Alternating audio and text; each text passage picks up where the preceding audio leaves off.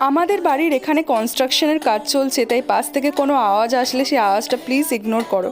এখানে দেখতেই পাচ্ছ বেশ 1-1.5 বছর আগে আমি এই দুটো জুতো কিনেছিলাম। আর এই দুটো জুতো কেনার পর থেকে আমার ইচ্ছে ছিল যে গ্লিটার দিয়ে এই জুতোগুলোকে একটু সাইনি একটু চকচকে টাইপের করব বলে, তো সেটার জন্যই আঠা নিয়ে বসে পড়েছিলাম। আর অনেক দিন পর একটু চিকেন পকোড়া খেতে ইচ্ছা হয়েছিল, তাই ভাই আর আমি ছটপট করে একদম রেডি হয়ে বেরিয়ে পড়েছিলাম চিকেন পকোড়া খেতে। এক একটা পিস 15 টাকা করে ছিল।